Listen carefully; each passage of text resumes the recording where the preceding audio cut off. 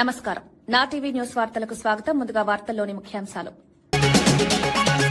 కూటమి ప్రభుత్వంలో రాష్ట్రం అభివృద్ది చెందుతోందన్న ఎమ్మెల్యే, రైతులు పేదల ప్రభుత్వమని ప్రశాంతిరెడ్డి వ్యాఖ్యలు, చంద్రబాబు నాయకత్వంలో అన్ని రంగాల్లో అభివృద్ది చెందిందని వెల్లడి, నిరుద్యోగులకు ఉపాధి అవకాశాలు కల్పించామని వ్యాఖ్య.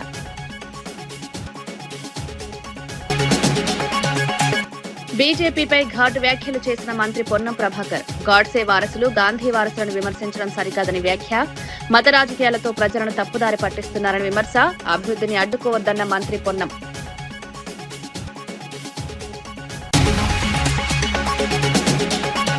తెలంగాణ గద్దర్ ఫిలిం అవార్డ్స్ విజేతల ప్రకటన, పలు విభాగాల్లో ప్రముఖులకు గద్దర్ అవార్డులు, సినీ రంగం సేవలకు గద్దర్ అవార్డులతో గౌరవం, తెలంగాణ సంస్కృతికి గుర్తుగా గద్దర్ అవార్డ్స్ నిర్వహణ.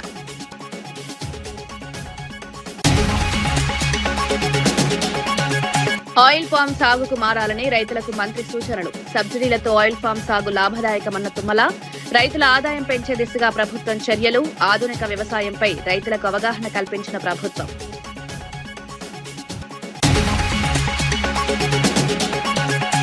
షర్మిల వ్యాఖ్యలపై రాచమల్లు శివ ఘాటు విమర్శలు, కుటుంబ విభేదాలను రాజకీయాల్లోకి తేవద్దని వ్యాఖ్య, జగన్పై విమర్శలు చేయడం సరికాదన్న రాచమల్లు, రాజకీయాల్లో విలువలు కాపాడాలని సూచన. షర్మిల ఆస్తుల అంశంపై చేస్తున్న వ్యాఖ్యలను వైఎస్సార్సీపీ ప్రధాన కార్యదర్శి సతీష్ కుమార్ రెడ్డి తీవ్రంగా ఖండించారు. తండ్రి రాజశేఖర్ రెడ్డి ఆస్తుల్లో షర్మిలకు రావాల్సిన వాటా చాలా కాలం క్రితమే వచ్చిన విషయాన్ని గుర్తు చేశారు. జగన్ స్వయంగా సంపాదించిన ఆస్తులపై రాజశేఖర్ రెడ్డి విల్లు ఎలా రాస్తారని ప్రశ్నించారు. కుటుంబ విషయాలను రాజకీయ రంగంలోకి తీసుకురావడం సరైంది కాదన్నారు. చంద్రబాబుతో చేతులు కలిపి జగన్ పై విమర్శలు చేయడం రాజకీయ ప్రయోజనాల కోసమేనని ఆరోపించారు. వ్యక్తిగత అంశాలను వాడుకుని రాజకీయ లాభాలు పొందాలనుకోవడం తగదని సూచించారు. ఆస్తుల మీద విల్లు రాసేటువంటి అవకాశం ఎక్కడికైనా తండ్రికి ఉంటుందా? ఒకసారి ఆలోచన చేసి చెప్పాలా. నీకు 1995లో నీకు వివాహం అయింది. ఆ రోజు నుంచి 30 సంవత్సరాల క్రితం నీకు పెళ్లి అయిపోయినా, రాజశేఖర రెడ్డి గారి కుటుంబంతో నీకు కట్ అయినా కూడా నీకు ఆ రోజు రాజశేఖర రెడ్డి గారు రాసేటువంటి ఆస్తులు, ఆయన విల్లు అంతా ఒకసారి నీకు మళ్ళా ఒకసారి చెప్తున్నాను.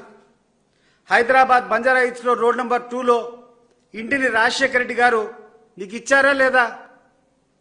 అదే రకంగా ఇడుపలబాయిలో 51 ఎకరాల భూమి మీకు ఇచ్చారా లేదా? అదే రకంగా 15 మెగావాట్లు SRS hydro project, small hydro project మీకు ఇచ్చారా లేదా? అదే రకంగా స్వస్తి పవర్ హైడ్రో ప్రాజెక్టులో 22.5% షేర్లు మీకు ఇచ్చారా లేదా? విజయవాడలో యువరాజ్ థియేటర్ దాంట్లో 35% వాటా రాజశేఖర రెడ్డి గారికి ఉండేదంతా మీకు ఇచ్చారా లేదా? విజయలక్ష్మి మినరల్స్ అండ్ ట్రేడింగ్ లో 100% వాటా మీకు ఇచ్చారా లేదా? ఇంకేం చేస్తారమ్మా రాజశేఖర రెడ్డి గారు? కొడుకును పక్కన పెట్టి కొడుకు కంటే అత్యధికంగా ఆయనకు సంక్రమించినటువంటి ఆస్తులు కానీ, ఆయన సంపాదించినటువంటి ఆస్తులు కానీ అత్యధికంగా నీకే ఇచ్చారు. దానికి పాపం జగన్మోహన్ రెడ్డి ఏ రోజు కూడా అబ్జెక్ట్ చేయలే. సరే చెల్లెలకి ఇస్తే ఇవ్వనీలే, నేను నా సంపాదన నేను సంపాదించుకుంటా అని చెప్పి ఆయన పెళ్లి అయిన తర్వాత ఆయన కష్టంతో, ఆయన యుక్తితో, ఆయన మేధస్సుతో ఆయన సంపాదించినటువంటి ఆస్తి నీకు వాటా కావాలని చెప్పి కోరుకుంటున్నావు.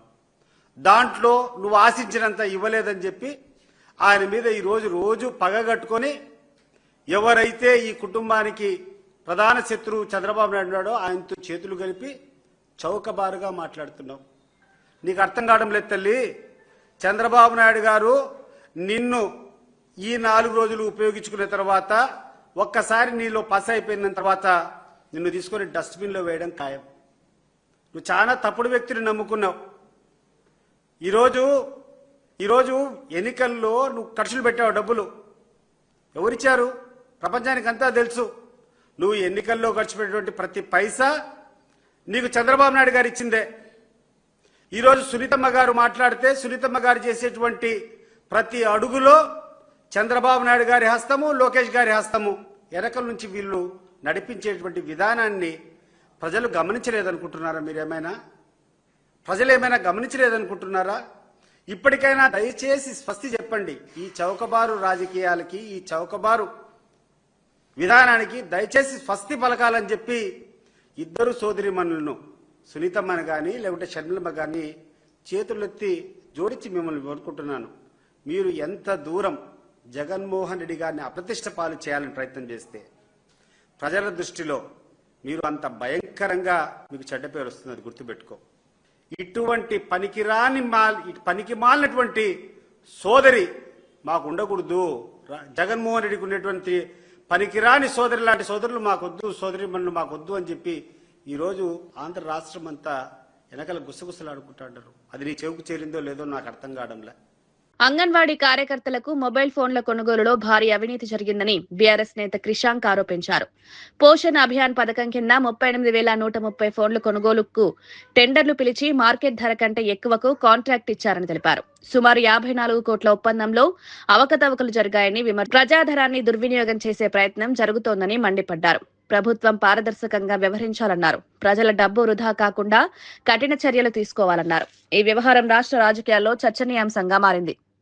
దాని బడ్జెట్ ని ఒక్కొక్క మొబైల్ ఫోను అంగన్వాడీ వర్కర్స్ కోసము వాళ్ళు ఇంటింటికి పోయి ఆయా బస్తీల్లో తీసుకునే డేటా, మాతా శిశువులకు చెందిన డేటా పోషణ్ అభియాన్ విషయం మీద దానికోసం ఈ టెక్నాలజీని పెంచడానికి ఈ పోషణ్ అభియాన్లో స్మార్ట్ ఫోన్ స్కీమ్ తీసుకున్నారు.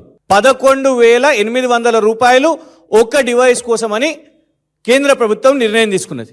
ఇక రాష్ట్ర కాంగ్రెస్ ప్రభుత్వం పెద్ద చిన్న వేల కోట్లు భూములు, HILTP 1,50,000 కోట్ల మూసి, గాంధీ గారి విగ్రహానికి 5,000 కోట్లు, ఈ పెద్ద పెద్దయే కాదు, ఆఖరికి అంగన్వాడీ కార్మికులకు కూడా అందులో కూడా పైసలు వస్తే ఒక 20 కోట్లు సింపుల్గా జేబులు ఎట్లేసేసుకోవాలని ఒక స్కామ్ ఇచ్చేసారు.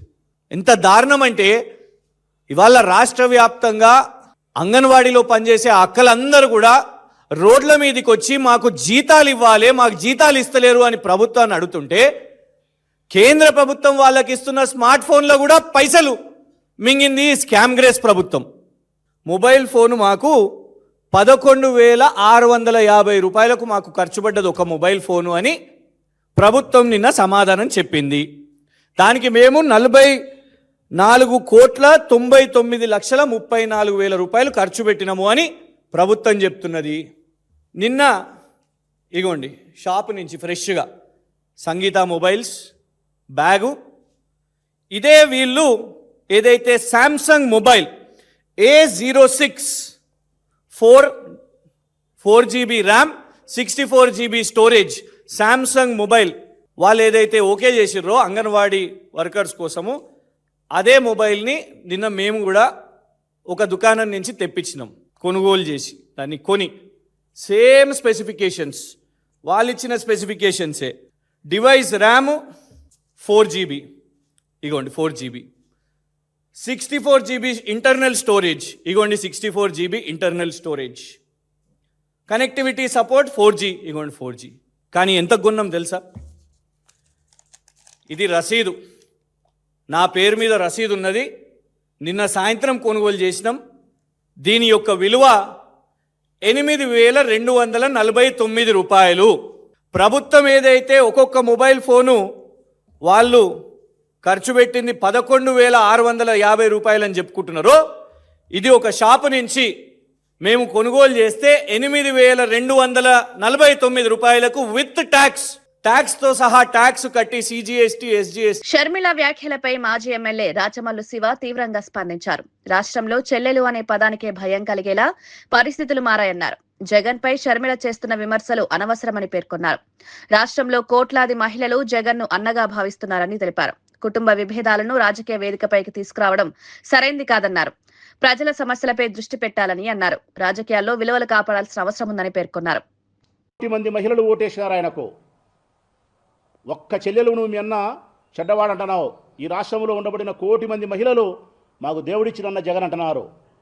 మరి ఈ 1 కోటి మంది మహిళలకు ఆ అన్న దేవుడిచ్చిన అన్న అని చెప్పి భావిస్తా అంటే, ఆత్మబంధం కలిగినటువంటి ఆ చెల్లెల్ని అన్నాని ఆరాధిస్తా అంటే, అభిమానిస్తా అంటే, రక్త సంబంధం కలిగిన నీకు ఈ అన్న కలంకితుడా?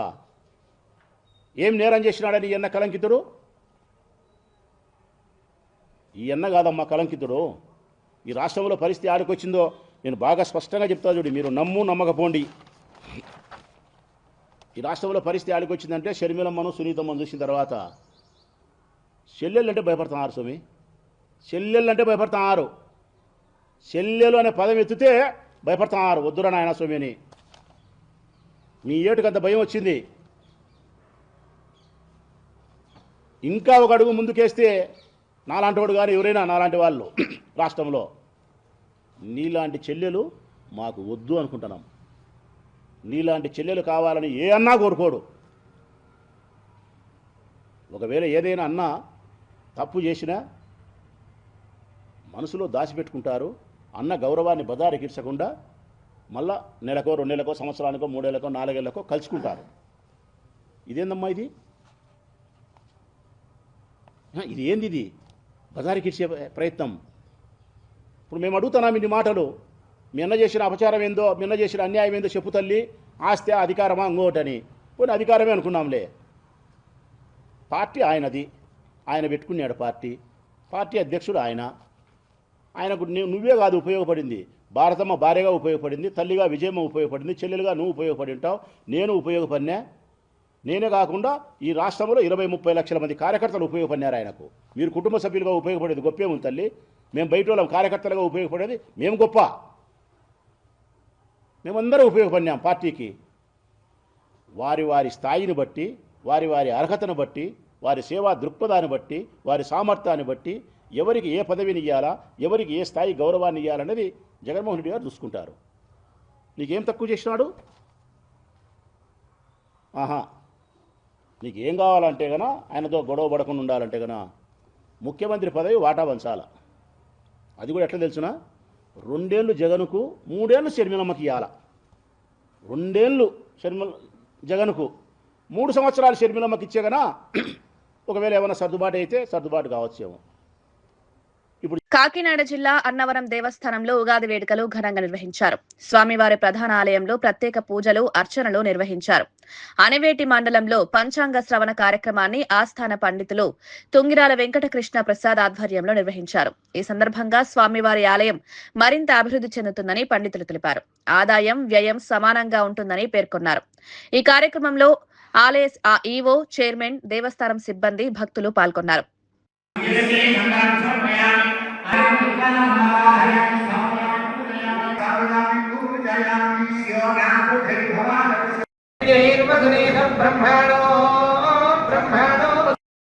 శ్రీరామచంద్ర ప్రభువు శ్రీమన్నారాయణుడైనటువంటి విష్ణుమూర్తి. అలాగే బ్రహ్మదేవుడు కాలస్వరూపుడు, అచింత్య వ్యక్తరూపాయ నిర్గుణాయ గుణాత్మని. బ్రహ్మని మనం కాలస్వరూపం కింద తీసుకుంటాం. అలాగే రమింపజేసుకునేవాడు, దైవం చేసుకునేవాడు కాబట్టి పరమేశ్వరుడు సర్వస్వభావం కలుగుతాయనేది నిశ్చయం. ఆధ్యాత్మిక కార్యక్రమాల్లో పాల్గొనడం, మతపరమైనటువంటి వేడుకల్లో పాల్గొనడం, ధర్మం, మోక్ష నియమావళి ఇటువంటి వాటిని ప్రచారం చేయడంలో ఎక్కువగా నిమగ్నమై ఉంటారు. అలాగే ఇంతకు ముందు చెప్పినట్టుగా ప్రముఖ స్థానాల్లో పనిచేసి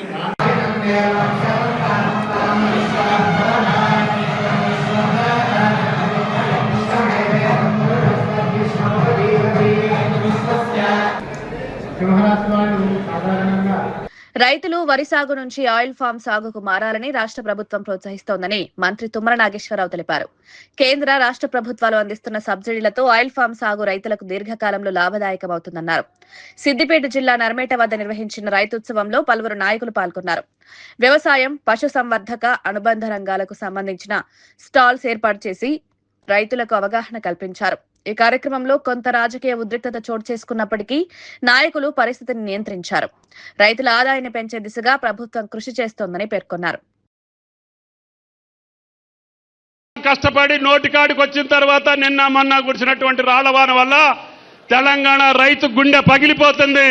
నా ఒక్క జిల్లా ఖమ్మం జిల్లానే కాదు, తెలంగాణలో ఉన్నటువంటి 31 జిల్లాలో ఈ పంట వేయాలని చెప్పి కేంద్ర ప్రభుత్వాన్ని ఒప్పించి ఎకరానికి 51,000 రూపాయలు రైతుకి సబ్సిడీ ఇచ్చేటటువంటి ఏకైక పంట ఆయిల్ ఫామ్ పంట అని చెప్పి మీకు ఈ సందర్భంగా మనం చేస్తున్నా. జీవితకాలం మొక్కేస్తే 40 సంవత్సరాలు ఉంటుంది.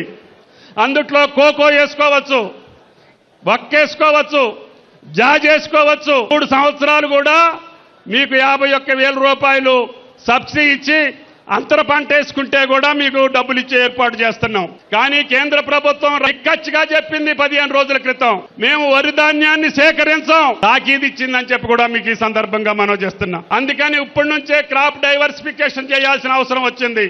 ఈనాడు పామాయిల్ వేసిన రైతు నిశ్చింతగా బతకగలుగుతున్నాడు.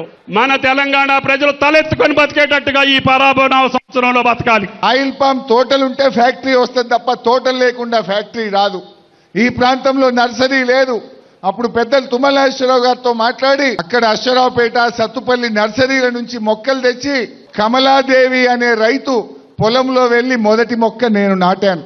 అలా రైతులతో రెగ్యులర్ గా కాన్ఫరెన్స్ కాల్ పెట్టి మీటింగులు పెట్టి ప్రోత్సహించి 12,000 ఎకరాలు ఈ ప్రాంతంలో మొక్కలు నాటాం. ఆయిల్ ఫామ్ ఫ్యాక్టరీకి నీళ్లు చాలా ముఖ్యం. కాళేశ్వరం LSM-5 కెనాల్ ద్వారా 20 కోట్ల లీటర్ల పాండుకు ఈ ఫ్యాక్టరీ నడుస్తూ ఉంది. సెకండ్ లైన్ ఆఫ్ డ్రిప్ ఒకటి ఇప్పించండి అని రైతులు పదే పదే కోరుతున్నారు. దయచేసి మంత్రి గారు ఆయిల్ పామ్ రైతుల పక్షాన మీరు హెల్ప్ చేయాలని చెప్పి కూడా కోరుతా ఉన్నా. రాష్ట్రం కూటమి ప్రభుత్వంలో సుభిక్షంగా ముందుకు సాగుతోందని ఎమ్మెల్యే వేమిరెడ్డి ప్రశాంతిరెడ్డి తెలిపారు. ఇది రైతుల ప్రభుత్వం, పేదల ప్రభుత్వం అని పేర్కొన్నారు. గత ప్రభుత్వంలో రాష్ట్రం వెనుకబడిపోయిందని విమర్శించారు. చంద్రబాబు నాయకత్వంలో అన్ని రంగాల్లో అభివృద్ధి జరుగుతోందన్నారు. గత 2 ఏళ్లలో లక్షలాది నిరుద్యోగులకు ఉపాధి అవకాశాలు కల్పించామన్నారు. ప్రజల సంక్షేమం కోసం ప్రభుత్వం కట్టుబడి పనిచేస్తోందని అన్నారు. గ్రామీణాభివృద్ధి, మౌలిక వసతుల పెరుగుదలపై ప్రత్యేక దృష్టి పెట్టినట్లు తెలిపారు. ఆల్మోస్ట్ 21 నెలలు పూర్తిగా వస్తున్న సమయంలో మనం ఇప్పటి వరకు ముఖ్యమంత్రి చంద్రబాబు నాయుడు గారు అధికారంలోకి వచ్చినాక ఒకవైపు సంక్షేమము, ఇంకోవైపు అభివృద్ధి, 2 సమపాలల్లో మేము చేసి చూపిస్తాము అని చెప్పి మనం ఎలక్షన్ ముందు తిరిగేటప్పుడు మాట ఇవ్వడం జరిగింది. అదే మాదిర ఈరోజు మాట నిలబెట్టుకున్నాం. అలాగే ఈరోజు ఒకటని కాకుండా అన్ని రంగాల్లో కూడా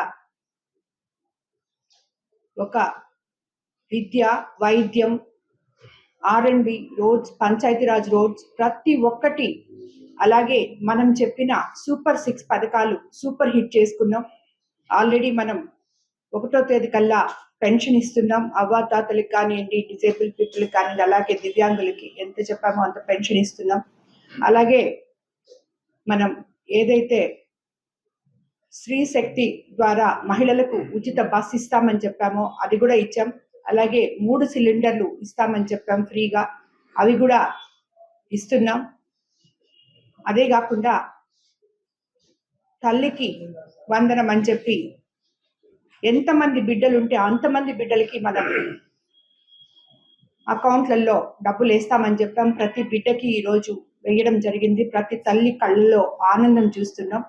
అదేవిధంగా అన్నదాత సుఖీభవ మొన్న 3వసారి మనం పూర్తి చేసుకోవడం జరిగింది. రైతులకు అండగా నిలిచి ఇది రైతుల ప్రభుత్వం అని మరోసారి ముఖ్యమంత్రి చంద్రబాబు నాయుడు గారు నిరూపించుకోవడం జరిగింది. అలాగే పంచాయతీ రాజ్కి వస్తే ఎన్ని గుంటలు ఉన్నాయో మీ అందరికీ తెలుసు. ఆ గుంతలన్నీ పూడ్చుకొని ఈరోజు ప్రజలు పల్లె పండుగ పేరుతో నిజంగా పండుగలు చేసుకుంటున్నారు. ప్రతి పల్లెల్లో మనం రోడ్లు వేయడం జరిగింది. అలాగే ఇటు చెప్పుకుంటూ పోతే మనం చెప్పినవన్నీ. మాచర్ల మాజీ ఎమ్మెల్యే పిన్నెల్లి రామకృష్ణారెడ్డి జైలు నుంచి విడుదల కావడంతో పార్టీ శ్రేణులు ఘన స్వాగతం పలికాయి. 98 రోజుల పాటు జైల్లో ఉన్న ఆయన బెయిల్పై విడుదలయ్యారు. పిడుగురాలలో గంగమ్మ గుడి వద్ద పార్టీ నాయకులు, కార్యకర్తలు నీరాజనాలు పలికారు. మాచర్లకు వెళ్తున్న మార్గంలో పలు చోట్ల అభిమానులు స్వాగతం ఏర్పాటు చేశారు. అద్దంకి నియోజకవర్గ వైసీపీ సమన్వయకర్త డాక్టర్ అశోక్ కుమార్ ఆయనకు స్వాగతం పలికారు. నాయకుడి విడుదలతో పార్టీ శ్రేణుల్లో ఆనందం వ్యక్తమైంది.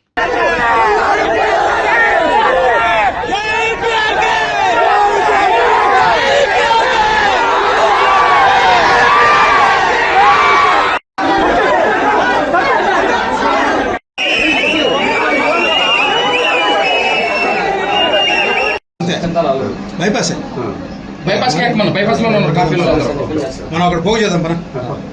అంతర్జాతీయ ఒత్తిళ్ల మధ్య కూడా భారత్ తన జాతీయ ప్రయోజనాలను కాపాడుకుంటూ ముందుకు సాగుతోందని విశ్లేషణలు చెబుతున్నాయి. రష్యా ఉక్రెయిన్ యుద్ధ సమయంలో తక్కువ ధరలకు చమురు కొనుగోలు చేసి ఇంధన భద్రతను కాపాడినట్లు పేర్కొన్నారు. కోవిడ్ సమయంలో ప్రపంచంలోనే అతిపెద్ద వ్యాక్సినేషన్ కార్యక్రమాన్ని విజయవంతంగా అమలు చేసిన దేశంగా భారత్ నిలిచింది. ఆర్థిక వ్యవస్థను తిరిగి పటిష్టం చేయడానికి ఆత్మనిర్భర్ భారత్ PLI పథకాలు కీలక పాత్ర పోషించాయి. సరిహద్దు భద్రత విషయంలో కూడా చైనా సవాళ్లను సమర్థంగా ఎదుర్కొన్నట్లు తెలిపారు. భవిష్యత్ ఆర్థిక లక్ష్యాల సాధనలో భారత్ ముందంజలో ఉందని విశ్లేషించారు.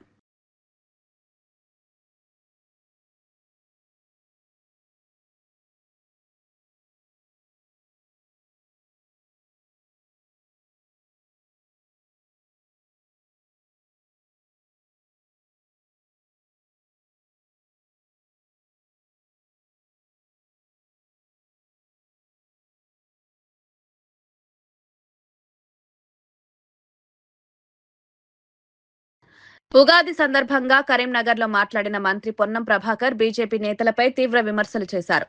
గాడ్సే వారసులు గాంధీ వారసులను విమర్శించడం సరికాదన్నారు. మతతత్వ రాజకీయాల తప్పుదారి పట్టిస్తున్నారని మండిపడ్డారు. మూసీ ప్రక్షాళనను అడ్డుకోవాలని చూడడం తగదని పేర్కొన్నారు. నిర్వాసితులకు న్యాయం చేసిన తర్వాతే ప్రభుత్వం ముందుకు సాగుతుందని స్పష్టం చేశారు. అభివృద్ధి కార్యక్రమాలను రాజకీయాల కోసం అడ్డుకోవద్దని సూచించారు. తెలంగాణ అభివృద్ధికి అందరూ కలిసి పనిచేయాలని పిలుపునిచ్చారు. సమృద్ధిగా వర్షాలు పడి వాడి పంటలతో ఆయుధ ఆరోగ్యాలతో సుఖ సంతోషాలతో ఉండాలని ఈ ప్రజల ఆశీర్వచనతో ఎన్నికైనటువంటి ప్రజాపాలన ప్రభుత్వంలో అన్ని రకాల కార్యక్రమాలు అభివృద్ధి సంక్షేమ కార్యక్రమాలు ప్రజల దాకా చేరే విధంగా ఆ భగవంతుడు అన్ని రకాల ఆశీర్వచనం ఇవ్వాలని సందర్భంగా కోరుకుంటూ ఉగాది అనేటువంటి మనకు తొలి పండుగగా ఈరోజు జరుగుతున్నటువంటి కార్యక్రమాలన్నీ సంవత్సర కాలం పాటుగా జరుగుతాయనే విధంగా మనం అందరం కూడా మరి ఈరోజు మనకు ఉండబడేటువంటి సాంప్రదాయాన్ని పాటించిపోతూ ఉంటాం. ఈ సందర్భంలో తప్పకుండా ప్రజల ఆశీర్వచనంతో ఎన్నికైనటువంటి ప్రభుత్వం ప్రజల సంక్షేమం కొరకు కృషి చేస్తుంది. ఎవరెన్ని మాట్లాడినా ఎవరెన్ని చేసినా ఇది ప్రజల కోసం ఇప్పటికే పేదలకు సంబంధించిన అనేక కార్యక్రమాలు చేస్తూ ఉంది. భవిష్యత్తులో కూడా నిన్న శాసనసభలో గవర్నర్ గారి ప్రసంగ ధన్యవాదాలకు సంబంధించిన అంశం మీద ముఖ్యమంత్రి గారు చెప్పినట్టుగా తప్పకుండా అన్ని వర్గాలకు సంబంధించి అన్ని రకాల అంశాలను చేరుస్తూ తిరిగి వాళ్ళ ఆశీర్వచనంతో మళ్ళీ ప్రజాపాలన ప్రభుత్వం ముందుకు రావాలని సందర్భంగా అందుకు ప్రజలందరూ ఆశీర్వాదం కావాలని సందర్భంగా కోరుతాం. సార్, ఎంఐఎం సభ్యులు వందే మాత్రం పాలపిస్తుంటే ఎంఐఎం సభ్యులు బయటికి వెళ్ళడానికి బండి సంజయ్ తప్పుపట్టారు. స్పీకర్కు సీఎంకు ప్రభుత్వానికి బాధ్యత లేదు. వారు కేంద్ర హోంశాఖ మంత్రి, వారు తప్పకుండా వారి ఆలోచన విధానాన్ని లిఖితపూర్వకంగా ఇవ్వచ్చు, లేదా శాసనసభ స్పీకర్ గారికి కూడా దృష్టికి తీసుకుపోవచ్చు. ఊరికే ప్రెస్ కాన్ఫరెన్స్ చేసి ఒక భావోద్వేగాలను సంబంధించిన అంశం మీద ఎవరైనా జాతీయ గీతాన్ని గౌరవించాల్సింది. జాతీయ గీతాన్ని గౌరవించకుండా ఉంటే ఎవరు నాట్ కరెక్ట్. కానీ అక్కడ జరుగుతున్నటువంటి అంశం వారందరూ కూడా జాతీయ గీతాన్ని ఆలాపన చేస్తూ చూస్తుంటారు. ఎవరు ఉంటుండ్రు పోతున్నారు అనేటువంటిది ఎవరు చూసేది ఉండదు. అట్లా మీరు గమనించినట్టయితే తప్పకుండా అందుకు సంబంధించిన అంశాన్ని శాసనసభ పరిధిలో అంశం కాబట్టి ఆ అంశానికి సంబంధించి సభ పది దృష్టికి తెమ్మని కోరుతాం. మూసీ ప్రక్షాళన విషయంలో కాంగ్రెస్ పార్టీ చేస్తున్న చర్యలు గాడ్సే ప్రభుత్వం అని చెప్పేసి చెప్పాడు. ఇలా గాంధీ ప్రభుత్వం కాదు, మీది గాంధీ ఆత్మకు శోధిస్తుంది. మేమేమో ఇలా ఉగాది ఎవరిని విమర్శించకుండా అంతా సమృద్భావంగా మంచిగా జరగాలని కోరుకుంటా ఉన్నాం. మేము ఎవరు గాడ్సేలో ఎవరు గాంధీలో గాడ్సే వారసులే గాంధీ వారసులను గాడ్సే వారసులు అంటే అది వారి విజ్ఞత. మేము ఇలా గాంధీకి సంబంధించినటువంటి స్మృతివనం పెడతామంటే ఒకవైపు విమర్శ చేస్తూనే అందుకు సంబంధించిన ఆటంకాలు కలిగిస్తూనే తిరిగి గాడ్సేగా అభివర్ణిస్తూ ఉన్నారు. వాస్తవంగా ఆంగ్లేయులకు వ్యతిరేకంగా స్వతంత్రం కావాలని 30 సంవత్సరాలు పోరాడినటువంటి గాంధీ తాతను జాతి పితను ఒక దెబ్బ కొట్టడం కానీ ఎక్కడా హింసించేటటువంటి ఆంగ్లేయులకి స్వాతంత్రం వచ్చిన కొద్ది రోజుల్లోనే తుపాకీ పెట్టి కాల్చి చెప్పినటువంటి తెలంగాణ గద్దర్ ఫిలిం అవార్డ్స్ లో పలు విభాగాల్లో విజేతలను ప్రకటించారు. ఉత్తమ సినిమాటోగ్రాఫర్ గా కార్తిక్ ఘట్టమనేని, ఉత్తమ ఎడిటర్ గా శ్రీకర్ ప్రసాద్ ఎన్నికయ్యారు. ఆర్ట్ డైరెక్టర్ గా తోట తరణి, కొరియోగ్రాఫర్ గా సందీప్ అవార్డులు అందుకున్నారు. కాస్ట్యూమ్ డిజైనర్ గా చంద్రకాంత్, మేకప్ ఆర్టిస్ట్ గా గోవింద్ గుర్తింపు పొందారు. ఆడియోగ్రాఫర్ గా ఎంఆర్ రాజకృష్ణన్ ఎంపికయ్యారు. సినీ రంగానికి సేవలందించిన వారికి ఈ అవార్డులు అందించడం జరిగింది. ఈ కార్యక్రమం సినీ కళాకారుల ప్రోత్సాహం అందించింది. తెలంగాణ సంస్కృతి కళలకు గుర్తింపుగా ఈ అవార్డు నిలిచాయి. అవార్డుని అందుకుంటూ ఉన్నారు. And they are sharing the cash prize of 2.5 lakhs each and silver mementos. So requesting to please come on stage Chandrakant Sonawane and Ajay Kumar Nambala for the film champion.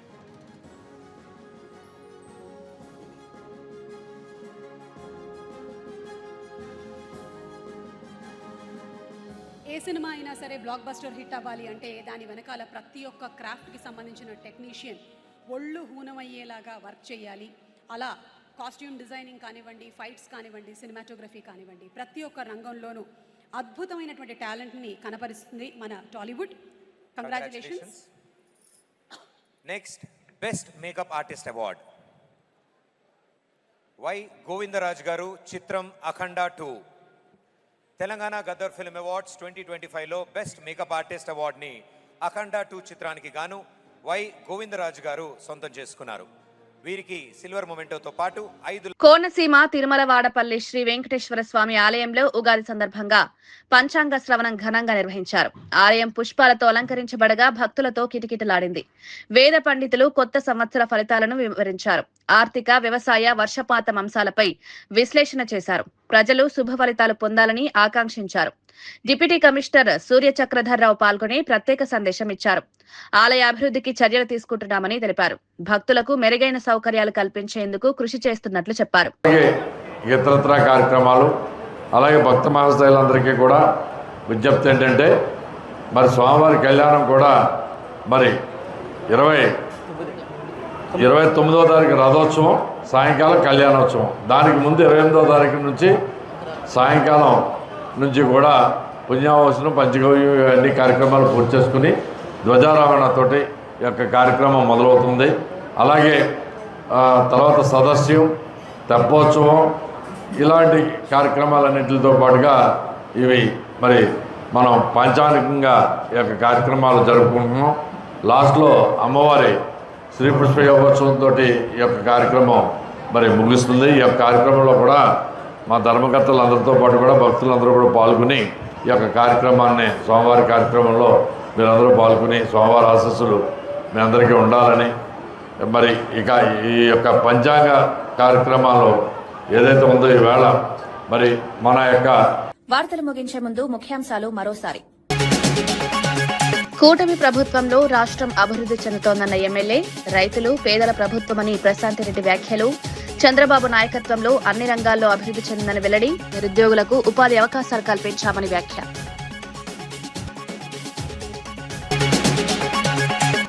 బీజేపీపై ఘాటు వ్యాఖ్యలు చేసిన మంత్రి పొన్నం ప్రభాకర్, గాడ్సే వారసులు గాంధీ వారసులను విమర్శించడం సరికాదని వ్యాఖ్య, మత రాజకీయాలతో ప్రజలను తప్పుదారి పట్టిస్తున్నారని విమర్శ, అభివృద్ధిని అడ్డుకోవద్దన్న మంత్రి పొన్నం.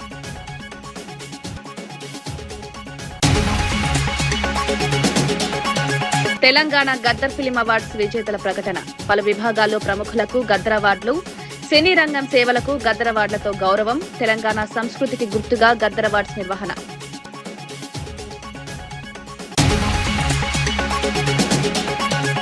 ఆయిల్ ఫామ్ సాగుకు మారాలని రైతులకు మంత్రి సూచనలు, సబ్సిడీలతో ఆయిల్ ఫామ్ సాగు లాభదాయకమన్న తుమ్మల, రైతుల ఆదాయం పెంచే దిశగా ప్రభుత్వం చర్యలు, ఆధునిక వ్యవసాయంపై రైతులకు అవగాహన కల్పించిన ప్రభుత్వం.